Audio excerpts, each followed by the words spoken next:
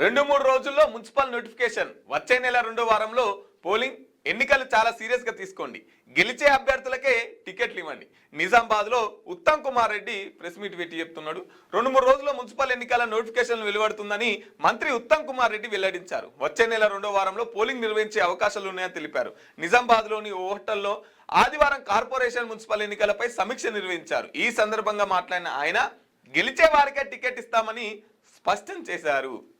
గెలిచే వారికే నువ్వు ఎట్లా చెప్తాం, ఆయన ప్రజల చేతులు ఉంటుంది అది. అయితే ఇంకో 2-3 రోజులలో మున్సిపల్ నోటిఫికేషన్ వచ్చే అవకాశం ఉందంట. కాబట్టి ఇక బీఆర్ఎస్ పార్టీలు అయితే ఇన్ఛార్జీలను పెట్టుకున్నారు నియోజకవర్గాల వారీగా. ఇంకా వీళ్ళు కూడా మంత్రులు, ఇన్ఛార్జ్ మంత్రులు అందరూ క్షేత్రస్థాయిలోకి వెళ్ళి మున్సిపల్ వాళ్ళతోని ఆ కార్యకర్తలతోని క్యాడర్తోని మాట్లాడే పనిలో మంత్రులు ఉన్నారు. బీఆర్ఎస్ పార్టీ వాళ్ళు కూడా అదే ఉన్నారు.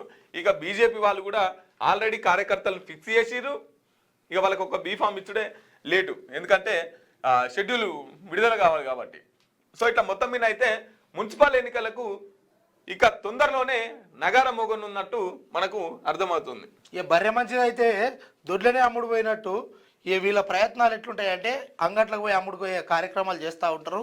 ఎవరు గెలుస్తారో వాళ్ళకి ఇస్తామంటే ఈ గెలిచేటోళ్ళని వీళ్ళు తులభారం వేస్తారు. మంచి వచ్చేటో తెలుసుకోవాలి అంటే పైసలు ఉంటేనే అదంతా కథ, పైసలు ఉంటేనే ఇస్తారు అన్నట్టు.